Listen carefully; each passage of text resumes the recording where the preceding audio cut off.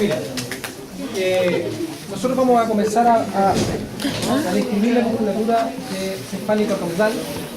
Vamos a comenzar con músculos que son de cabeza, y dentro de los músculos de la cabeza vamos a hablar de músculos que son cráneo-mandibulares, o sea que son masticadores, y otros músculos que se denominan de la mímica o la expresión facial, que son los músculos faciales. Y después vamos a seguir con musculatura del cuello, que esperamos verlo mañana. Los músculos faciales tienen una condición bien especial. A mí el tema me gusta mucho porque los músculos faciales no tienen nada que ver con lo que nosotros estábamos conversando. Son la excepción a la regla casi todo. Primero, no tienen una inserción fija, perdón, no se insertan en hueso, se insertan en piel. Eso ya es raro. Tienen un origen en una pieza ósea y luego se insertan en la piel para movilizar tractos de piel. ¿Para qué? En realidad, movilizar tractos de piel.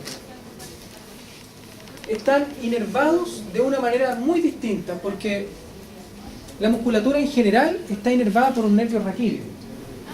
Por su inervación es simple, necesitan contracción. Pero estos nervios necesitan un nervio especial, porque si usted se coloca a ver, por ejemplo, la mirada de esa persona, verá de que, ¿qué le dice? Por ejemplo, que tiene pena. Tiene una expresión de sufrimiento. Tiene una expresión así como de tristeza, pero absoluta. Entonces, los músculos faciales están hechos para tener un lenguaje no verbal. Para, sin hablar, poder expresar algo y que otra persona sea capaz de interpretar señales y convertirlas en estímulos bioeléctricos para incorporar un lenguaje no verbal. ¿Sabe lo que es eso? Eso es telepatía. Eso es telepatía. Si usted está dando una prueba y se mira como un compañero, voy a mirar. Usted está diciendo con un guiño, esta es la A, esta es la B, esta es la C, esta es la D, y esta no la contesta. No tengo idea cómo se hace, pero es una señal entre ustedes. Entonces, es un inicio. Probablemente la evolución va a hacer que esto sea para allá. Es un inicio, algo muy, muy burdo de lo que es una pequeña telepatía. Ahora esto se acompaña del lenguaje verbal, pero muchas veces una mirada dice todo, y no hay palabras. Y usted puede llegar a sentirse mal y volver a hacer otra expresión facial de pena o de alegría porque otra persona hizo una expresión facial y ninguno se dijo nada. ¿Cómo hace eso? ¿Lo podrá hacer con un nervio raquídeo? ¿Un nervio raquídeo todo ordinario? No. Bueno, usted necesita núcleos en el tronco del encéfalo específicos, complejos y que estén organizados de tal forma que se proyecten, que se comuniquen con otros núcleos para poder hacer algo como eso. Por ejemplo, para poder hacer algo como parpadear conscientemente sin hacer una expresión facial. Y también parpadear de manera inconsciente o hacerlo para hacer una expresión facial. Y todo eso debe nacer de un sentimiento. Entonces estamos hablando de la proyección más alta del sistema nervioso central.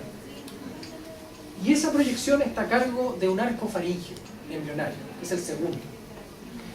Está inervado por un nervio del arco faríngeo que es el nervio facial. Y el nervio facial es tremendamente complejo en su constitución. Normalmente en anatomía nosotros decimos que el nervio facial tiene ciertas características, tiene un origen aparente en tal parte, se recorre por aquí por dentro del temporal, termina en la parótida y se dividen estos nervios que van a dar al músculo facial y van a hacer contracción. Pero no están así. Porque además se encarga del gusto. ¿Saben lo que es sentir un sabor? ¿Cómo hacer que una estructura química impacte a alguna estructura de la lengua para transformar eso en un estímulo bioeléctrico para que usted lo interprete como que es salado? Y que el mismo nervio que yo le estoy diciendo que hace expresión facial también se encarga de eso. Pero también es sensitivo.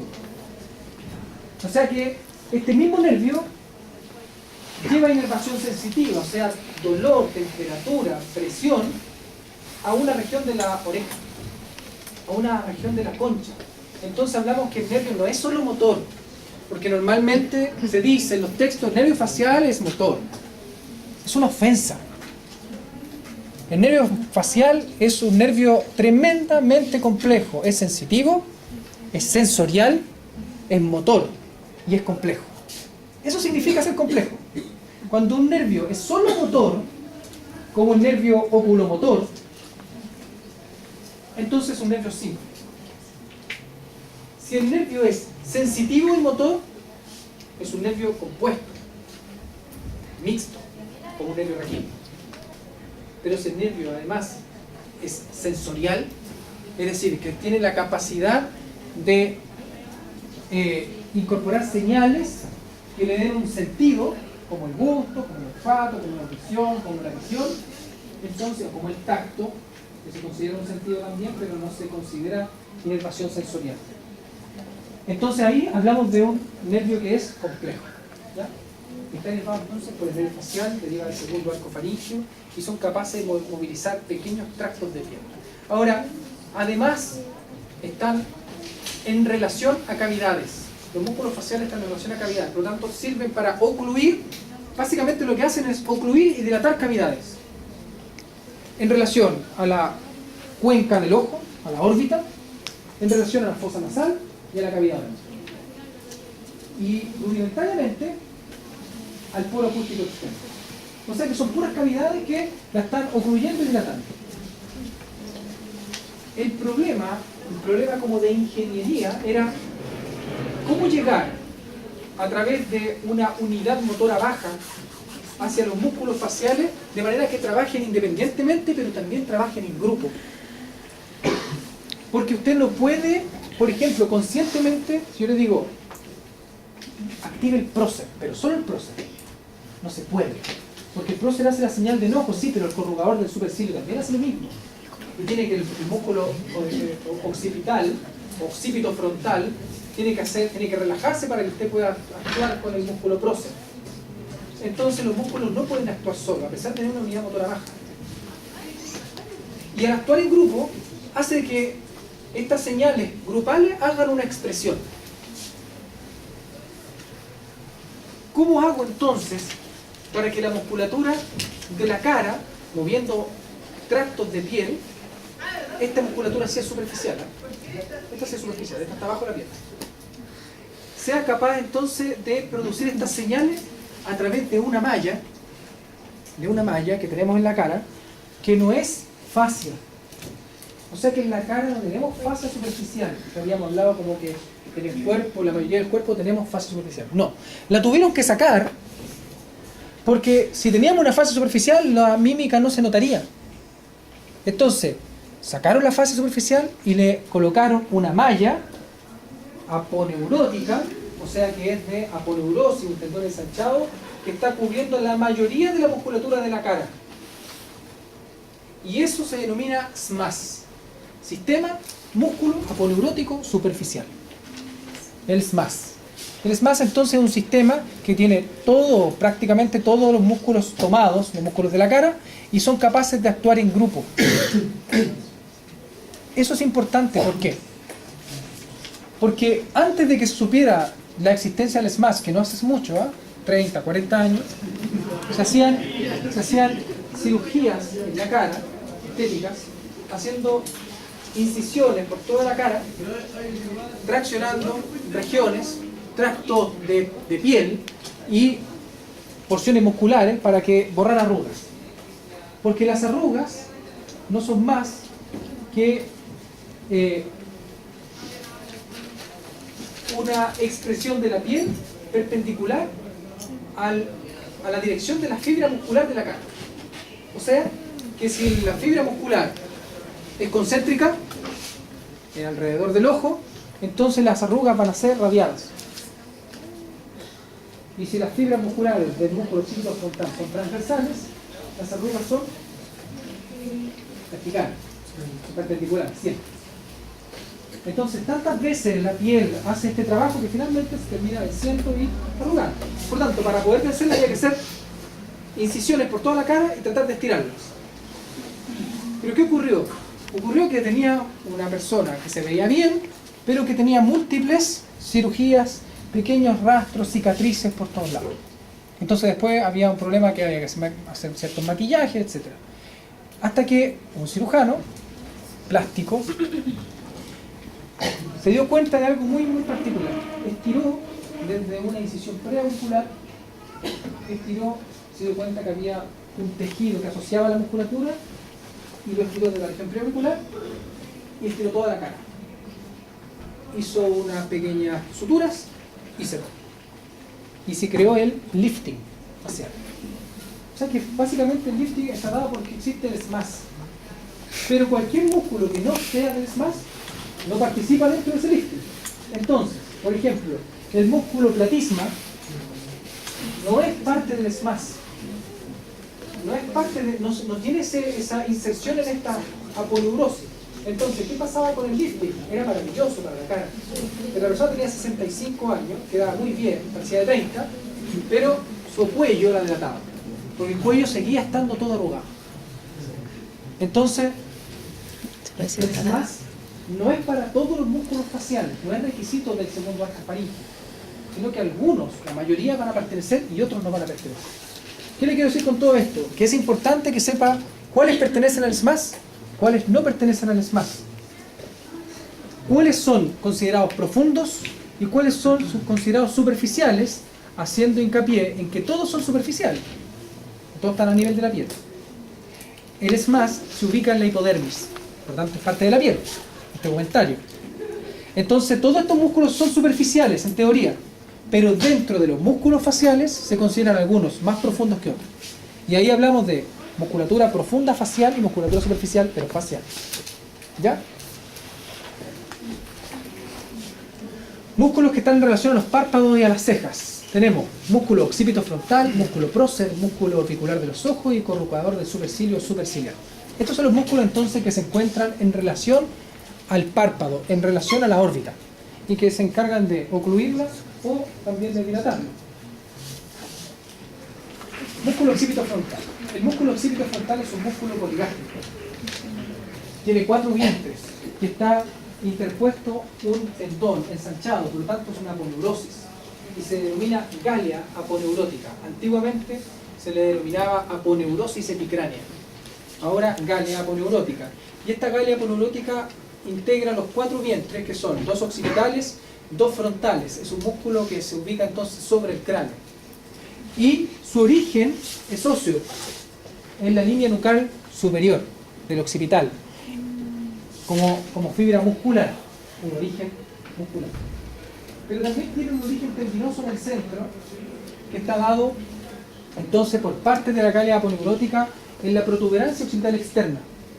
Y luego esto avanza sin hacer ningún tipo de inserción y pasa en relación, pero solo en relación a la línea temporal inferior, en relación a ella, y sigue hacia la piel y se inserta en la piel de la frente, más o menos a nivel del arco superciliar. O sea, ahí se termina insertando entonces para poder provocar un movimiento que viene desde el posterior, pero que está dado para movilizar la frente. Los vientres occipitales están bien diferenciados, los vientres frontales están muy mal diferenciados, parecen un solo vientre, pero funcionalmente son 2. Ahora, hay algunas personas que funcionalmente pueden levantar una ceja y otros que tratan de levantarla y levantan las 2. Y eso es porque los vientres están bien diferenciados, están bien pegaditos. ¿Ya? Ahí estamos viendo. Por lo tanto, vemos que están bien diferenciados los vientres occipitales, pero los vientres frontales están bien pegaditos y por lo tanto funcionalmente de repente actúan, la mayoría de veces actúan como un puro vientre, pero es poligástrico. Aquí estamos viendo el músculo occipitofrontal, vientre frontal, vientre occipital, y ahí estamos viendo la galia aponeurótica. Esta galia aponeurótica igual va a formar parte del cuero cabelludo y es bien dura para cortar cuando uno tiene que hacer una extracción, por ejemplo, de un cerebro. Ahora hicimos una extracción de cerebro, un tubo blanco,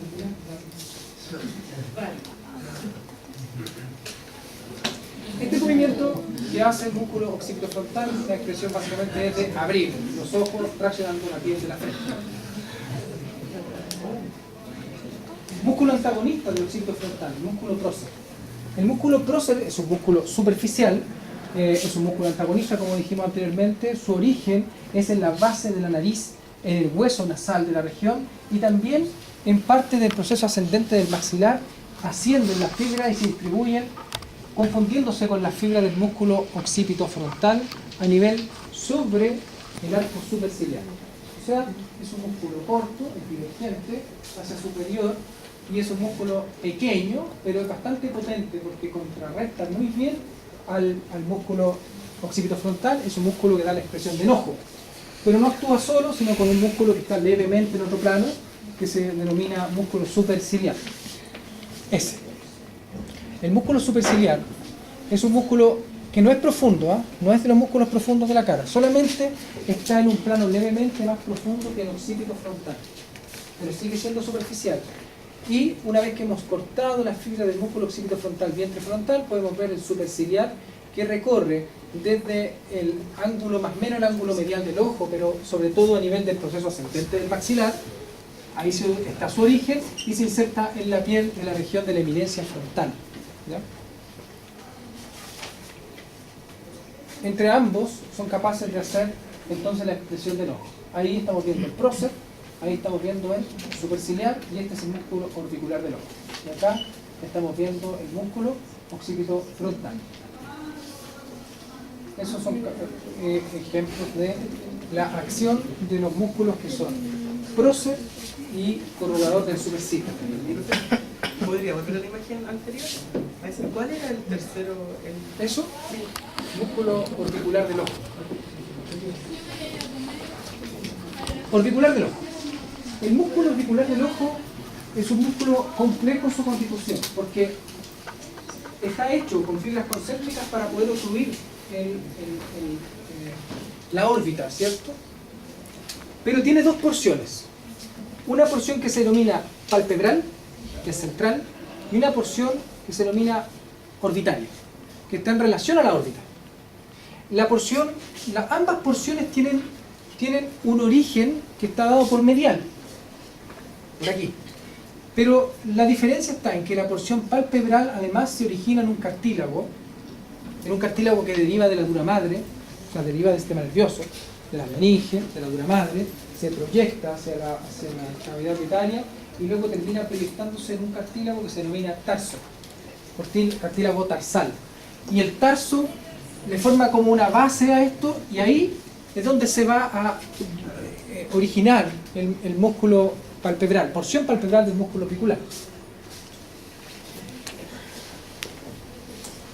Pero la porción orbitaria tiene un origen medial y luego está libre por la piel, da la vuelta a la órbita y vuelve a tener un origen por medial.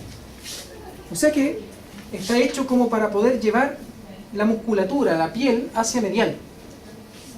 Y solo actúa cuando usted conscientemente lo hace un cierre de párpado, pero con fuerza. Porque hacer el párpado consciente, hacer el párpado, cerrar el párpado, cubrirlo conscientemente, tiene que ver con el músculo palpebral, porción palpebral. Pero cuando usted cierra todo con fuerza, se arruga la piel de la región y entonces está ocupando la porción orbitaria. ¿Dónde se origina esta porción orbitaria? En unos tendones que son del canto medial del ojo. En unos tendones que se denominan tendón reflejo y un tendón que se denomina tendón verdadero. Aquí vemos un tendón. Pero nosotros tenemos que... ¿Se acuerdan? No vimos hueso de la cara. Hay un surco ahí óseo que se denomina surco lagrimal, que está constituido por dos crestas, una cresta por posterior y una cresta por anterior, por donde pasa el conducto lacrimonasal. Por la cresta posterior nos vamos a encontrar con ese tendón que se denomina tendón reflejo. Por la cresta anterior, el tendón que se va a denominar el tendón verdadero. Y entonces van a delimitar una región donde va a pasar este conducto lacrimonasal. Y se va a constituir un tendón conjunto que se va a denominar tendón palpebral. Entonces, cuando la piel sea traccionada hacia medial por su origen estos tendones, pero además por su origen a nivel del proceso ascendente del maxilar, o sea, tiene un origen también óseo, va a comprimir el saco lagrimal. y entonces va a poder llevar la lágrima desde el ojo hacia la nariz. Desde el ojo hacia la nariz. Y entonces la lágrima, y eso pasa cuando normalmente se está llorando además con mucha pena, va a pasar que la lágrima va a empezar a salir también por la nariz. Porque existe un conducto lacrimонasal que se lleva la lágrima hacia medial y termina a través de los tendones llevándose esto hacia la nariz. Pero en la nariz pasa que también existe una estructura que se denomina filtrum labial, que es un canal en el labio superior. El filtrum labial hace de que esta lágrima, en teoría, que esta lágrima que pasó por la nariz, pase al filtrum y termine incorporándose y reincorporándose a la boca. Y usted entonces está reabsorbiendo la lágrima que se está produciendo. ¿Ya? Los que hemos sufrido por amor, sabemos. Bueno,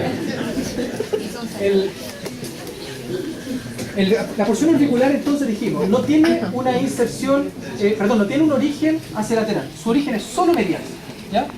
Da la vuelta por completo y vuelve a insertarse en el tendón. ¿Qué hora es? 1:10. Tenemos un poquito más. Y dijimos que teníamos dos porciones, ¿cierto? Ahí estamos viendo la porción palpebral. Esta es porción orbitaria. Y este es el tendón del párpado que se denomina tarso. Ahí estamos viendo la acción de la porción palpebral del músculo auricular, del ojo. Y esa es la acción del músculo o la porción orbitaria del auricular del ojo. Músculos de la oreja. Los músculos de la oreja tenemos músculo auricular anterior, superior y posterior. En realidad los músculos de la oreja se van a dividir en intrínsecos y extrínsecos. Existen 27 músculos dentro de la oreja. Pero nosotros no vamos para nada ver eso porque son músculos totalmente que ya están involucionados y los músculos intrínsecos no mueven absolutamente nada. Había un profesor acá en la universidad que le encantaba oído, ¿cierto? Y así le hacían a los estudiantes de fonología hacer todos los músculos intrínsecos y extrínsecos de la oreja con manualidades. Esos músculos era difícil de hacer, muy difícil de tomar origen e inserción, y los chiquillos la sufrían con algo que en realidad no mueve nada y no tiene ningún impacto. No pueden sufrir más con eso. Pero más que ya no lo hace. El músculo auricular anterior, sí, superior y posterior, que son músculos extrínsecos de la oreja, estos sí tienen alguna importancia, porque si bien es cierto, no son capaces de movilizar la oreja, el músculo auricular posterior tiene un origen óseo a nivel del proceso mastoides y termina básicamente en el cartílago de la oreja posterior. El músculo auricular anterior y el músculo auricular superior se insertan en la gálea. Decimos se insertan porque en realidad se originan en la gálea, pero la gálea se mueve cuando usted hace una acción del occipito frontal. Por lo tanto, la movilización del pabellón auricular de algunas personas que tienen la capacidad de mover la oreja está dada porque mueven el músculo occipito frontal. Y como estos músculos, auricular anterior y superior, están insertos ahí, entonces también mueven la oreja. Pero si usted, a esa persona que le dice que mueve la oreja, tapa ahí, le coloca un tope a la frente, no puede mover nada.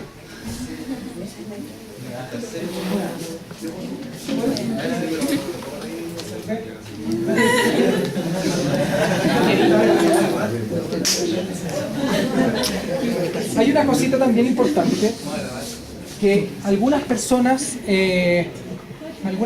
tienen una condición que se llama oreja alada, que es una oreja que es prominente, es como una condición genética hereditaria, y tiene una orejita así un poquitito más lateralizada.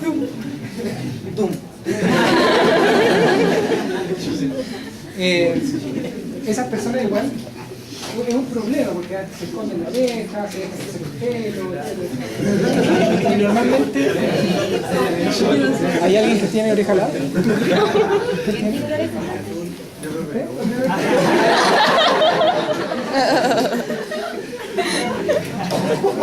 Pero sabe que yo creo que es una condición que está totalmente lo mismo. Mi señora tiene una oreja alada y a mí me encanta.